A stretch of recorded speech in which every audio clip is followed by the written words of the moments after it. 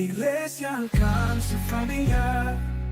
Y ahora sí, familia, te decía que hemos estado hablando acerca de Moisés, ¿verdad? Hace 2 semanas te platicaba yo acerca de que nosotros, tú y yo, no solamente yo, tenemos que ser sacerdotes, pero sacerdotes de nuestras casas, ¿verdad?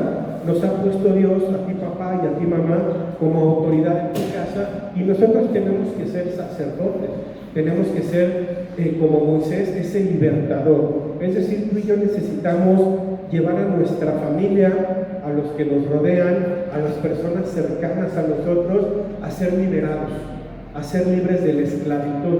Pero pastor, ¿cuál esclavitud si ya vivimos en el siglo XXI? La esclavitud del pecado. Sabes, muchas de las personas, incluso de los que estamos aquí, de los cristianos, somos esclavos del pecado. Hay algunos que tenemos un problema y, por ejemplo, no podemos dejar la pornografía. Y estás esclavizado a la pornografía, estás esclavizado a la mentira. Yo conozco algunas personas que no pueden dejar de mentir y realmente se esfuerzan. Y no pueden dejar de mentir porque eres esclavo de la mentira o del pecado sexual o de muchos otros pecados. Entonces, al ser nosotros el Moisés, ¿verdad?, el libertador de las personas que nos rodean, pues tenemos que llevarnos a esa libertad. No nosotros, va a ser el Espíritu, pero nosotros somos el medio. Y bueno, eso fue hace 2 semanas. La semana pasada te hablé acerca de la humildad y de la soberbia, ¿verdad? Hablamos acerca de cómo Moisés era un hombre humilde, a pesar de que creció en la opulencia, en el palacio de Faraón, y cómo el propio Faraón era un hombre sumamente orgulloso, sumamente soberbio. Y eso lo llevó a que muriera su hijo y a su propia muerte. Si recuerdas cuando iba persiguiendo al pueblo de Israel, que se abrió el mar, ¿verdad? Dios abrió el mar a través de Moisés, pasó Moisés y el pueblo de Israel, y cuando entró Faraón con su ejército, ¿verdad?, cayó el agua encima de ellos y murieron. Y la soberbia nos llevó a la muerte. Y bueno, familia, hoy es la tercera parte de esta serie que te estoy dando acerca de Moisés, y hoy te quiero hablar acerca de la Pascua, ¿verdad?, acerca de la Santa Cena, que es el título de la prédica del día de hoy, Santa Cena, ¿ok? Y no sé si te acuerdas, si no viniste la semana pasada, pero has escuchado acerca de las plagas, ¿verdad? De las plagas que mandó Dios a través de Moisés para que fuera libertado su pueblo. Y hablamos acerca de la plaga de las ranas, de la plaga de la sangre, ¿verdad?, que todo el agua se convirtió en sangre. Del ganado, murió todo el ganado, los egipcios se quedaron sin ganado para comer, para alimentarse. Y bueno, después de esas plagas, que son varias más, vino la última plaga, que fue la muerte de los primogénitos. Es decir, en cada casa, de cada egipcio, de todo el reinado, murió el primogénito. El primogénito sabemos que es el primer hijo, ¿verdad? Entonces, y al morir o al suceder esta última plaga es que Faraón accedió para que el pueblo fuera liberado. Le dijo: ya, váyanse de aquí, lárguense de aquí, no quiero saber más nada de ustedes, y los echó fuera. Pero antes de salir, ¿sí?, la instrucción fue la siguiente. Vamos a Éxodo 12, a partir del 21. Dice: y Moisés convocó a todos los ancianos de Israel y les dijo: sacad y tomaos corderos por vuestras familias y sacrificad la Pascua. Y tomad un manojo de hisopo, ¿sí?, imagínate como una hierba, ¿verdad?, como cuando amarran el cilantro, pero más largo. Dice: y tomad un manojo de hisopo y mojadlo en la sangre que estará en un lebrillo, y untad el dintel y los postes. El dintel es la parte alta de la puerta, y los postes. Entonces, porque iban ellos a untar con sangre los postes, los 2 postes de cada puerta y el dintel. Dice: y untad el dintel y los postes con la sangre que estará en el lebrillo, y ninguno de vosotros salga de las puertas de su casa hasta la mañana, porque Jehová pasará hiriendo a los egipcios, y cuando vea la sangre del dintel y de los 2 postes, pasará Jehová aquella puerta y no dejará entrar al heridor en vuestras casas para herir. Guardaréis esto por estatuto para vosotros y para vuestros hijos para siempre. ¿Ok? Es decir, en la casa de toda familia israelita iban a sacrificar un cordero, un animalito, ¿ok? Y ese animalito iban a derramar su sangre en un lebrillo, imagínate, en una cubetita. ¿verdad? Y entonces iban a untar esa sangre en los dos postes y en el dintel, ¿verdad? Para que cuando pasara el espíritu de muerte, que iba a matar a los primogénitos, pasara de largo esa casa, no iba a entrar en esa casa. ¿Por qué? Porque esa casa iba a ser de un israelita, ¿sí? De un judío, del pueblo de Dios. Y entonces no iba a morir el primogénito. Pero había muerte de todas maneras. Nada más que en lugar de que muriera el primogénito, moría un cordero. Se sacrificaba un cordero. En la casa de los egipcios no murió un cordero porque no sacrificaron ellos el cordero, porque esta palabra era únicamente para los israelitas, y entonces ahí murió el primogénito más, y en la casa de los israelitas murió un cordero que fue del que sacaron la sangre. ¿Amén? ¿Hasta ahí claro? Ok. Los israelitas salieron de Egipto esa noche, después de que murieron los primogénitos, les da su libertad Faraón y salen. Y su familia es lo que conmemora la fiesta de la Pascua, antes de Jesucristo. La fiesta de la Pascua conmemora la libertad que dio Faraón, ¿sí? Obviamente que permitió Dios, y Faraón les da la libertad a los israelitas y permite que salgan. Y eso es lo que se festejaba en la Pascua, la libertad del pueblo de Dios. Amén. Digo, ahorita te voy a explicar un poco más profundo, pero en el Antiguo Testamento esto era la Pascua. Se recordaba el cordero que fue sacrificado para poner esa sangre, ¿verdad? Y todos los israelitas fueron liberados de la esclavitud, ¿sí? Y así te decía, no murió el primogénito de los israelitas. Ahora bien, ¿qué es la Santa Cena? ¿Qué es lo que estamos festejando o celebrando el día de hoy? Mira, primero te quiero hacer énfasis en un par de cosas. Según el Nuevo Testamento, familia, la Iglesia de Cristo tiene dos ordenanzas que tú y yo debemos de cumplir, ¿verdad? De obedecer y de practicar. Y el propio Jesús nos puso como ejemplo, lo practicó estas dos cosas. Una de ellas es el bautismo. ¿Cuántos de aquí no están bautizados? Bueno, pues vamos a tener bautizos. Ya comenzamos con el discipulado, ¿verdad? ¿Qué es el discipulado? El discipulado es teología básica que te estamos dando para que sepas por qué vienes aquí, porque luego venimos a la iglesia como el borras, ¿no? Yo no sé de qué voy, pero mi mamá me dijo que fuera. Está bien, que bueno que obedeciste a tu mamá, pero tenemos que aprender acerca de por qué estamos aquí, quién es Jesucristo, quién es el Espíritu Santo, qué es la Biblia, ¿verdad? Entonces, por eso estamos dando discipulado. Si tú te quieres agregar, apúntate ya atrás con mamá y con todo gusto comenzamos. Vamos a tener bautizos como en 3 meses aproximadamente, ¿ok? Pero bueno, Jesús se bautizó, pero Jesús era el Hijo de Dios, aún así era obediente y él se puso como ejemplo. Vamos a Mateo 3 y vamos a ver cuando fue bautizado Jesús. Mateo 3 del 13 en adelante dice: entonces Jesús vino de Galilea a Juan al Jordán para ser bautizado por él. Mas Juan se le oponía diciendo: yo necesito ser bautizado por ti y tú vienes a mí. Pero Jesús le respondió: deja ahora, porque así conviene que cumplamos toda justicia. Entonces le dejó, y Jesús, después que fue bautizado, subió luego del agua, y aquí los cielos le fueron abiertos, y vio el Espíritu de Dios que descendía como paloma y venía sobre él. Y hubo una voz de los cielos que decía: este es mi Hijo amado, en quien tengo complacencia. Jesús se bautizó. Creo yo que necesitaba ser bautizado, yo creo que no. Jesús no pecó, ¿verdad? Pero nos dejó el ejemplo. Y esa es una de las cosas que tenemos que hacer los cristianos, los hijos de Dios, bautizarnos. Y la segunda es la Santa Cena, de la cual te voy a hablar en 1 Corintios 11, del 23 en adelante. Dice: porque yo recibí del Señor lo que también os he enseñado, que el Señor Jesús, la noche que fue entregado, tomó pan, y habiendo dado gracias, lo partió y dijo: tomad, comed, esto es mi cuerpo que por vosotros es partido. Haced esto en memoria de mí. Asimismo tomó también la copa después de haber cenado, diciendo: esta copa es el nuevo pacto en mi sangre, y haced esto todas las veces que la bebiereis, en memoria de mí. Así pues, todas las veces que comiereis este pan y bebereis esta copa, la muerte del Señor anunciáis hasta que Él venga. ¿Ok?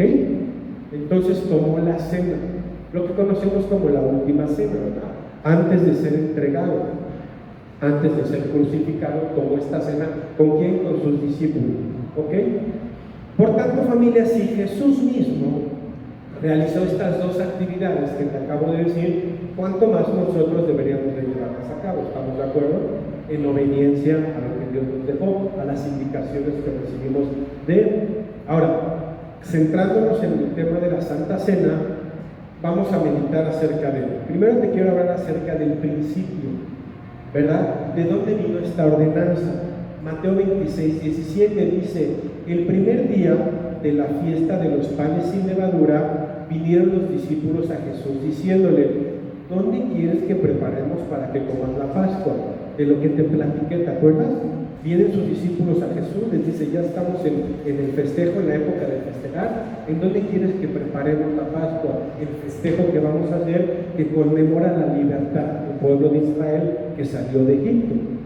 Luego el 18 dice: y él dijo: id a la ciudad a cierto hombre y decidle: el maestro dice, mi tiempo está cerca, en tu casa celebraré la Pascua con mis discípulos. Y los discípulos hicieron como Jesús les mandó y prepararon la Pascua. Cuando llegó la noche, se sentó a la mesa con los 12, y mientras comían dijo: de cierto os digo que uno de vosotros me va a entregar. Ya sabemos quién, ¿verdad? Dice: y entristecidos en gran manera, comenzó cada uno de ellos a decirle: ¿soy yo, Señor? Entonces él respondiendo dijo: el que mete la mano conmigo al plato, ese le va a entregar. A la verdad el Hijo del Hombre va, según está escrito de él, mas hay de aquel hombre por quien el Hijo del Hombre es entregado, bueno le fuera a ese hombre no haber nacido. Entonces respondiendo Judas, el que le entregaba, dijo: ¿soy yo, maestro? Me imagino que hasta con soberbia: ¿soy yo, maestro? ¿Verdad? ¿Sabes? Judas no solamente metía su bolillo en el café de Jesús, dice que metía la mano en su comida. Judas era el encargado del dinero. O sea, imagínate la confianza que Jesús le tenía a Judas. Ya después Judas se fue desviando del camino, ¿verdad? De repente confiamos en gente muy cercana, y a cuánto nos han traicionado, ¿verdad? De repente dices: oye, pues este era mi cuate, ¿no? Decía: tú y yo somos uno mismo, ¿verdad? Judas administraba el dinero del grupo. Dice: entonces respondiendo Judas, el que le entregaba, dijo: ¿soy yo, maestro? Le dijo: tú lo has dicho. Y mientras comían, tomó Jesús el pan y bendijo y lo partió y dio a sus discípulos y dijo: tomad, comed, esto es mi cuerpo. Y tomando la copa y habiendo dado gracias, les dio, diciendo: bebed de ella todos, porque esto es mi sangre del nuevo pacto, que por muchos es derramada para remisión de los pecados. Y os digo que desde ahora no beberé más de este fruto de la vid, hasta aquel día en que lo beba nuevo con vosotros en el reino de mi Padre. Esta fue la cena que tomó Jesús. Este es el principio en el cual nos basamos. Aquel festejo que se refería a celebrar la libertad del pueblo de Israel de Egipto, se terminó de conmemorar o de festejar con la cena de Jesús, con la Santa Cena que tomó Jesús, con sus discípulos. Por eso es que tú y yo festejamos la Santa Cena, que conmemora el cuerpo, ¿verdad? El pan es el cuerpo de Jesús y el vino es la sangre, ¿sí? Recuerda que ellos vivían en condición de esclavos, fueron liberados, pero ya no era este festejo el actualizado. Ya era lo que dejó Jesús, las indicaciones que dejó Jesús en su última cena. ¿Ok? Y familia, yo creo que Cristo había cientos de veces comido y compartido una cena con sus discípulos, ¿verdad? Pero nunca una cena como esta, en la cual unas horas después sería asesinado, maltratado, sobajado, escupido, latigado. Él enseñó en esto que te acabo de leer que el pan representa su cuerpo, vuelvo a lo mismo, ¿sí? Y que estaba preparado para ser herido por los pecados del mundo, tus pecados y los míos, y el vino representaba su sangre que sería derramada. Ahora, ¿te acuerdas que en la Pascua, cuando fue liberado el pueblo de Israel, sacrificaron un cordero? Cada familia sacrificó un cordero y de ahí sacó la sangre para marcar los postes y el dintel. Ahora Jesús iba a ser sacrificado como ese cordero. Por eso el día de hoy tú y yo no hacemos sacrificios de animales, porque Jesús fue ese sacrificio único y suficiente. Cuando fue sacrificado Él por ti y por mí, fue pagada toda la deuda y ya no necesitamos hacer tú y yo sacrificios. Él pagó el precio del pecado para salvarnos a todos los que estamos aquí conmigo. Ok, punto número 2, el propósito. ¿Cuál es el propósito? ¿Por qué fue dada esta ordenanza? Primera de Corintios 11:24 dice: y habiendo dado gracias, lo partió y dijo: tomad, comed, esto es mi cuerpo que por nosotros es partido. Y luego dice: haced esto en memoria de mí. Por eso tú y yo lo seguimos repitiendo, porque aquí está la indicación: hacer esto en memoria de mí. Así pues, dice en el 26, así pues todas las veces que comiereis este pan y bebiereis esta copa, la muerte del Señor anunciáis hasta que Él venga. Cuando venga Jesús por segunda vez, tú y yo ya no lo vamos a hacer, nos vamos a ir al cielo. Pero mientras Él viene, nos dejó esta indicación y dice: haced esto en memoria de mí. ¿Ok? Por eso es que lo hacemos. Esta cena, familia, fue dada esta cena que vamos a tomar, para que la iglesia no se olvide del precio que pagó Jesús, que pagó Dios con su Hijo unigénito. Porque mira, familia, para los que recibimos la salvación, tú en algún momento de tu vida llegaste a una iglesia cristiana, hiciste una oración y a partir de ese momento eres salvo. Y tú y yo ya no vamos a ir al infierno, que es para donde teníamos comprado el boleto desde que nacimos. Tú y yo vamos a ir al cielo únicamente porque repetí una oración, ¿verdad? Porque reconocí a Jesús como mi único y suficiente Salvador. Sí, pero no fue tan sencillo ni tan barato. No fue de una manera sencilla para Jesús. No tengo mucho tiempo, pero te he platicado en otras ocasiones lo que sufrió Jesús, ¿verdad? Lo latiguearon, le abrieron la espalda a latigazos, lo golpearon, le enterraron una lanza, lo crucificaron con clavos, a los delincuentes los amarraban con cuerdas, a Jesús le pusieron clavos y fue completamente maltratado. Ya en otro momento, en otra prédica, te extenderé un poquito la información, pero como ningún hombre yo creo en el mundo, pero fue por ti y por mí, para que tú repitieras la oración que repetiste en algún momento y el Señor te salvó. Pero para el que la ofreció fue muy costosa, fue muy costoso el precio. Así que, bueno, regresando al tema, el pan representa el cuerpo, te reitero, y el vino representa la sangre. Ahora bien, ¿cómo debe de ser administrada esta cena? Y vamos a 1 Corintios 11:33, dice así: que hermanos míos, cuando os reunís a comer, esperaos unos a otros. Aquí en este pequeño versículo sacamos la frase de cuando os reunís. Es decir, que tenemos que llevar a cabo esta ordenanza cuando estamos reunidos, como tú y yo estamos reunidos en este lugar, ¿verdad? De esa misma manera, estamos reunidos físicamente y en el mismo espíritu. Aunque sea la primera vez que vienes a esta iglesia, estamos todos aquí unánimes en el mismo espíritu, porque el espíritu que está en este lugar, que se está moviendo entre tú y yo en este momento, y que está llenando tu vida y tu corazón, y que está hablando a tu vida, es el Espíritu Santo, el Espíritu de verdad. Y en este momento estamos reunidos en espíritu y físicamente también. Ok, punto número 4, los participantes. ¿Quién debe participar de la cena del Señor? Mira, hay iglesias, familia, en donde no permiten a todos llevar a cabo esta actividad. Yo lo respeto, está bien, Hay quienes, si no te bautizaste en esa iglesia, ¿verdad? O no estás bautizado en general, no puedes participar. Hay algunos que ponen edades incluso. La realidad es que, con el respeto que me merece cualquier iglesia y cualquier pastor, yo creo que tú y yo estamos aquí por un propósito. Yo creo que hay un motivo por el cual estamos reunidos en este lugar. Y Jesús, si tú lees la Biblia, en su hermoso amor no excluía a nadie. Todavía cuando lo estaban matando, dijo: perdónalos, Padre, no saben lo que hacen. Aún cuando más perversa fuera la gente, Jesús no los excluye.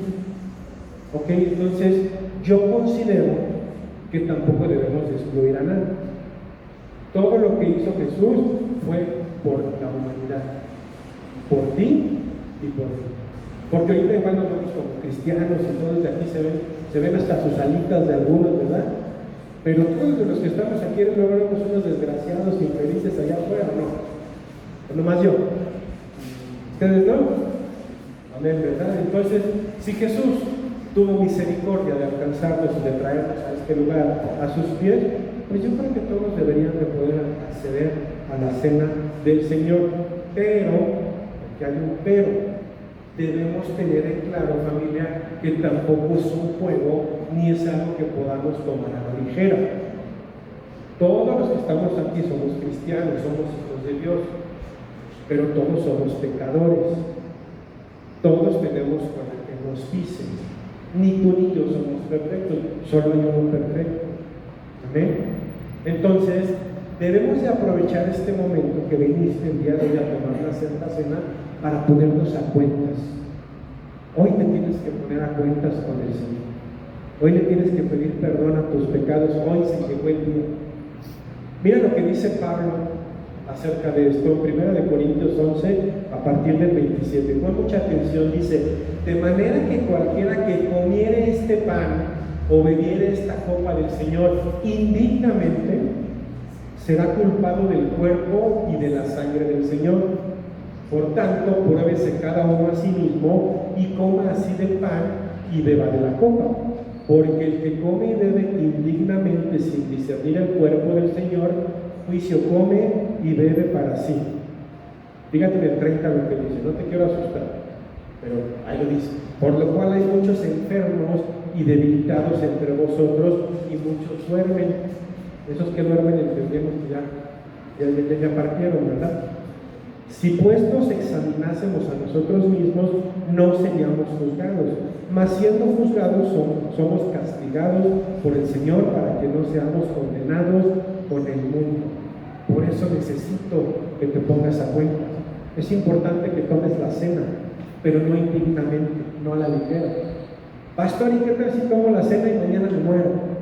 No te vas a morir, no te preocupes. Y si me enfermo, no te vas a enfermar, no te preocupes. Por eso nos vamos a poner a cuentas con el Señor, ¿verdad? Porque reitero, todos los que estamos aquí somos pecadores. Entonces, no te preocupes, no te me asustes, no te vas a morir, no te va a pasar nada de eso. Entonces, pero sí es necesario ponernos a cuentas, lo decía Pablo. O sea, ponernos a cuentas, hablar con Dios, orar con Dios. Orar es hablar, es platicar. No sé cómo tú platicas con Dios. Hay quienes hablan de usted, está bien; hay quienes hablan de tú, está bien. Yo me comunico con Él, es mi Padre, es mi Creador, es mi amigo, ¿verdad? Entonces, antes de tomar esta cena, familia, debemos de limpiarnos. ¿Quedó claro? Debemos de ponernos a cuenta, de limpiar nuestro corazón, de quitarnos las cargas y de confesar nuestros pecados ante Dios. Nosotros conocemos perfectamente cuáles son nuestros pecados, y no tienes que gritarlo ni pasar a este lugar ni decirlo del micrófono. Tú sabes perfectamente de lo que tienes que decir a Dios: Señor, perdóname, la regué, me arrepiento de esto y de esto que dije, que hice, ¿verdad? Bueno, lo mismo es una invitación de Pablo a no tomarla de manera indigna. Indigno se refiere a que es inferior al mérito que se requiere o que se solicita. Y tú y yo somos inferiores. ¿Sabes por qué? Porque debido al pecado estamos en una posición por debajo de Dios. Y Jesús, aunque estuvo en este mundo, Él no pecó, y Dios no peca, pero tú y yo sí somos pecadores. Entonces por eso estamos en una posición por debajo. Entonces vamos a confesar nuestros pecados, familia. Y bueno, por último, antes de celebrar la cena, familia, antes de orar por los elementos, ¿verdad? Quiero leerte 1 Corintios 5:7.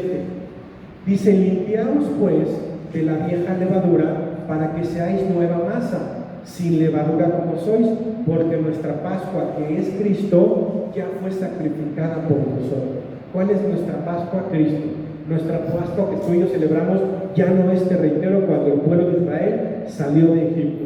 Nuestra Pascua, dice aquí, es Cristo, ya fue sacrificada por nosotros.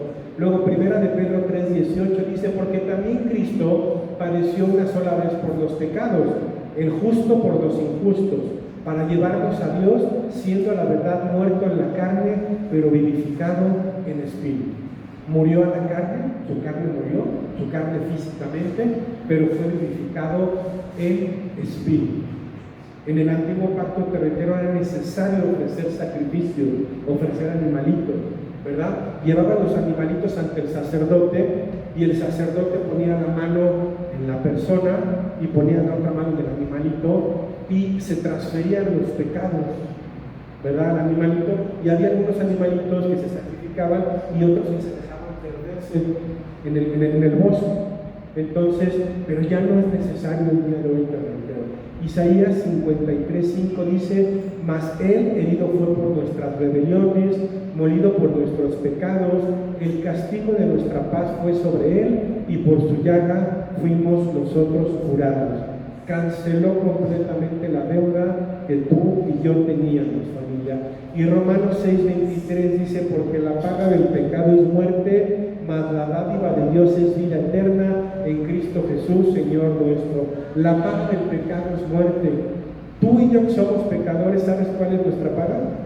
¿Sabes qué dice nuestro próximo cheque de la quincena? Muerte. Es lo que tú y yo merecemos, porque somos pecadores, pero Jesús pagó por nuestros pecados, ¿verdad? Y ahora tú y yo tratamos de santificarnos todos los días. Esto no nos da libertad ni rienda suelta de que, bueno, ya Jesús pagó, ya puedo hacer lo que quiero. No, tenemos que ir santificándonos. Amén. Iglesia Alcance Familiar.